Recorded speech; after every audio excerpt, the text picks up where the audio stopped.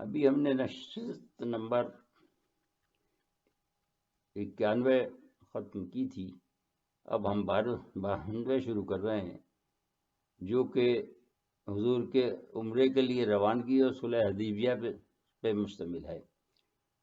ہم گزشتہ نشست میں واقع افق پر بات کر رہے تھے جو کہ حضرت عائشہ کی برات کے سلسلے میں آیات کے نزول پر ختم ہوا، اور اس کے بعد بنو مستلق کے سلسلے میں اس آیت کا نزول تھا جس میں کہا گیا کہ سنی سنائی باتوں کو بلا تصدیق مت اڑاتے پھرا کرو، جس میں ہماری امت آج کل بری طرح مبتلا ہے اور کسی کی عزت اب محفوظ نہیں ہے. اللہ تعالی ہمیں ہدایت دے، آمین. حضور کی عمرے کے لیے روانگی اور صلح حدیبیہ، یہ اسلام کا وہ موڑ تھا جس نے کہ تاریخ بدل دی. بظاہر تو یہ شخص تھی، مگر اللہ تعالیٰ نے اس کو فتح مبین فرمایا، اور بعد کے حالات نے ثابت کر دیا کہ یہ صلح مسلمانوں کے حق میں ایک عظیم کامیابی کا باعث ہوئی. آئیے اب آگے بڑھتے ہیں. کچھ مورخین نے اس سے اختلاف کیا ہے کہ حضور کس ماہ میں مدینے سے روانہ ہوئے، لیکن زیادہ تر اس پر متفق ہیں کہ حضور صلی اللہ علیہ وآلہ وسلم ذی میں مدینے سے عمرے کی نیت سے روانہ ہوئے، اور اس کا اعلان عام فرما دیا کہ جو لوگ ان کے ساتھ جانا چاہیں وہ آ جائیں اور چلیں. لہذا 700 آدمی اس کے لیے جمع ہوئے. حضور نے 70 اونٹ بطور ہدی قربانی کے لیے ساتھ لیے، اور سب نے احرام تن فرمائے تاکہ یہ سفر صرف عبادت کا ارادہ واضح کرے. اور حضور نے مدینے میں بقول ابن ہشام رحمہ اللہ علیہ نبیلہ رضی اللہ تعالیٰ عنہ بن عبداللہ لیسی کو اپنا ناظم بنایا.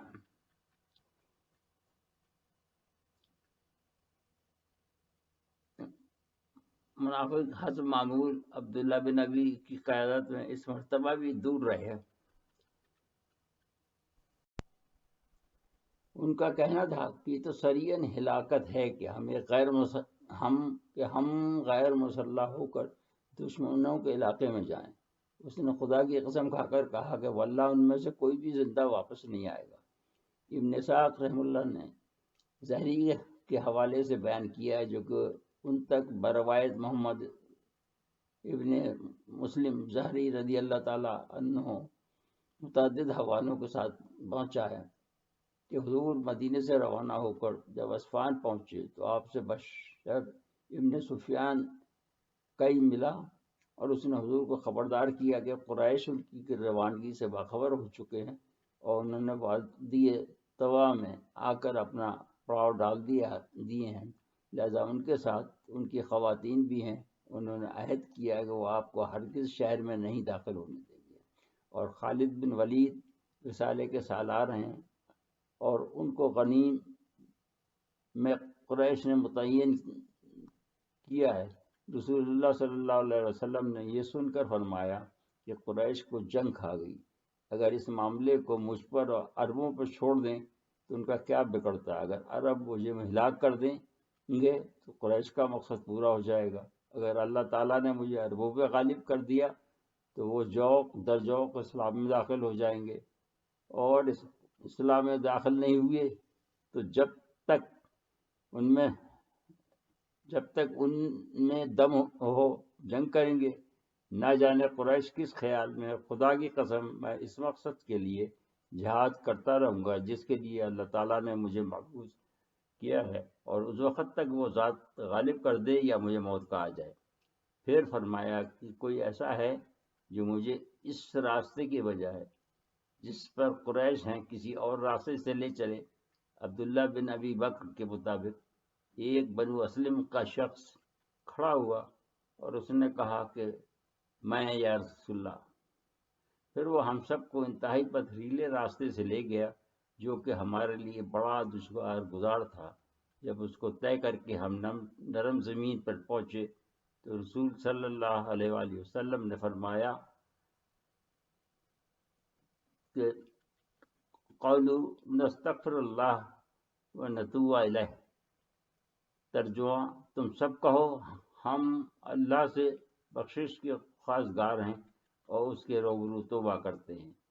سب لوگوں نے توبہ و استغفار کی۔ اس کے بعد حضور صلی اللہ علیہ وآلہ وسلم نے فرمایا، یہ وہی ہوتا ہے جو کہ بنی اسرائیل کو پیدا تھا۔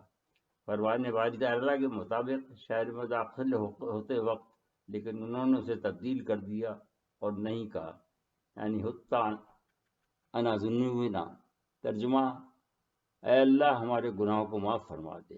اس کے بعد بقول ابن شہاب رضی اللہ تعالیٰ عنہ، رسول اللہ صلی اللہ علیہ وآلہ وسلم نے حکم دیا کہ اب داہنی طرف ظہریۃ الحمش کے درمیان والے راستے پر چلو جو سنیت المرار پر نکلتا ہے۔ یہ جگہ حدیبیہ کی آبادی کے نشیب میں ہے جو کہ مکہ کے زیرین حصے کے مقابل ہے۔ جب رسول اللہ صلی اللہ علیہ وآلہ وسلم اور صحابہ کرام سنیت المرار پہنچے تو آپ کی اونٹنی ایک جگہ بیٹھ گئی۔ لوگوں نے کہا کہ یہ اب اپنی جگہ نہیں چھوڑے گی کیونکہ وہ جم گئی ہے۔ حضور صلی اللہ علیہ وسلم نے فرمایا کہ یہ خدا کے حکم سے بیٹھی ہے، یہ اس کی عادت نہیں ہے، لیکن اسے اس پاک ہستی نے روک دیا ہے جس نے مکہ میں داخل ہونے سے ہاتھیوں کو روک دیا تھا۔ آج قریش کسی بھی چیز کی طرف دعوت دیں تو میں ان کو عطا کر دوں گا جو صلہ رحمی قرابت داری کے سلسلے پر مبنی ہو، تو میں انہیں دیے بغیر نہیں رہوں گا۔ پھر لوگوں سے فرمایا انزلو، اتر جاؤ۔ جو لوگ اس وادی سے واقف تھے انہوں نے عرض کیا کہ یا رسول اللہ صلی اللہ علیہ وآلہ وسلم، یہ جگہ تو بالکل غیر مناسب ہے، اس لیے کہ اس میں پانی بالکل نہیں۔ تب رسول اللہ صلی اللہ علیہ وآلہ وسلم نے اپنی ترکش سے ایک تیر نکالا اور کہا کہ اس خشک کنویں میں جا کر گاڑ دو۔ وہ صحابی رضی اللہ تعالیٰ عنہ تیر کو لے کر کنویں میں اتر گئے اور تیر کنویں کے درمیان میں گاڑ دیا۔ اس کا گاڑنا تھا کہ پانی کا چشمہ پھوٹ پڑا، پھر تو وہ اس طرح ابلا کہ کہاں تو خشک تھا۔ اس کے بعد لوگ ڈول میں بھر بھر کر نکالنے لگے اور آخر میں وہ مرحلہ آیا کہ ان صحابی کو کنویں میں سے باہر نکلنا پڑا، بلکہ وہ کناروں سے اس طرح ابلنے لگا کہ لوگوں کو وہ جگہ چھوڑنی پڑی اور اونٹوں نے بھی اپنے آپ سے منہ ڈال کر پانی پیا۔ یہاں مورخین میں اختلاف ہے کہ وہ صاحب کون تھے۔ ابن اسحاق رحمہ اللہ نے کہا ہے کہ ناجیہ ابن جندب رضی اللہ تعالیٰ عنہ تھے۔ ابن حشام رحمہ اللہ تعالیٰ علیہ کے مطابق وابزی بن حارثہ رضی اللہ تعالیٰ عنہ تھے۔ ان دو کے علاوہ ایک اور صحابی بھی خود دعویٰ فرماتے ہیں کہ وہ میں تھا۔ ان کا نام برا بن عازب تھا رضی اللہ تعالیٰ عنہ۔ لیکن قبیلہ اسلم کے لوگوں نے اس سلسلے میں مورخین کو کچھ اشعار سنائے جن کا مفہوم یہ تھا کہ ناجیہ رضی اللہ تعالیٰ عنہ کنویں میں اترے ہوئے تھے اور وہ ڈول بھر بھر کر پانی دے رہے تھے۔ البتہ اس موضوع میں کسی کو کوئی اختلاف نہیں ہے اور سب اس پہ متفق ہیں۔ ادھر تو یہ صورتحال تھی۔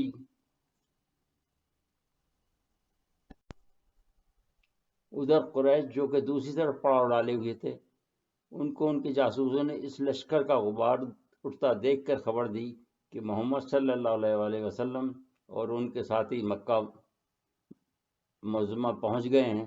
اس طرح وہ منصوبہ جس کے تحت وہ راستے میں حضور کو روکنا چاہتے تھے ناکام ہو گیا۔ دراصل وہ نہیں چاہتے تھے کہ باقی عرب یہ تفریق دیکھیں کہ قریش عمرہ اور حج کے راہ میں مزاحم ہوئے ہیں، لہذا وہ چاہتے تھے کہ راستے ہی سے لڑ کر واپس کر دیں، مگر حضور صلی اللہ علیہ وآلہ وسلم کی حکمت عملی کے سامنے انہیں ذلیل ہونا پڑا اور ساری دنیا نے دیکھ لیا کہ وہ ایک ایسا کام کر رہے ہیں جو آج تک کبھی کسی نے نہ کیا۔ اس سے باقی عربوں کی ہمدردیاں بھی مسلمانوں کے ساتھ ہو گئیں اور ان کے لیے اب یہ مشکل ہو گیا کہ وہ ان کو بغیر کسی معاہدے کے بزور واپس کر سکے۔ اس پر دنیا کیا کہے گی؟ اگر آنے دیں تو ان کی بات نیچی ہوتی تھی۔ زہری نے اپنی روایت میں آگے چل کر بیان کیا ہے کہ جب قبیلہ بدیل اور خزاع کو حضور صلی اللہ علیہ وسلم کی آمد کی خبر ملی، وہ اپنی تشویش رفع کرنے حضور کی خدمت میں یکے بعد دیگرے حاضر ہوئے اور پوچھا کہ آپ کس مقصد کے لیے آئے ہیں؟ تو رسول اللہ صلی اللہ علیہ وسلم نے فرمایا کہ ہم جنگ کے ارادے سے نہیں آئے ہیں، بلکہ صرف زیارت اور اکرام بیت اللہ مقصود ہے۔ اس کے بعد یہی بات خدائیوں کو بتلائی۔ وہ مطمئن ہو کے قریش کے پاس گئے اور قریش کو کہا کہ تم محمد صلی اللہ علیہ وسلم کے معاملے میں غلطی پر ہو اور جلد بازی سے کام لے رہے ہو، وہ صرف عمرے کے لیے آئے ہیں۔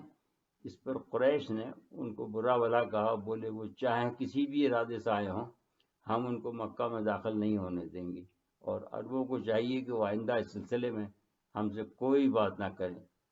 زہری نے کہا ہے کہ خزاعہ میں دونوں قسم کے لوگ تھے، یعنی کچھ مشرک تھے اور کچھ مسلمان، اور وہ بڑی رازداری سے مکہ کے تمام راز اور قریش کی سرگرمیاں بھی حضور کو پہنچاتے رہتے تھے۔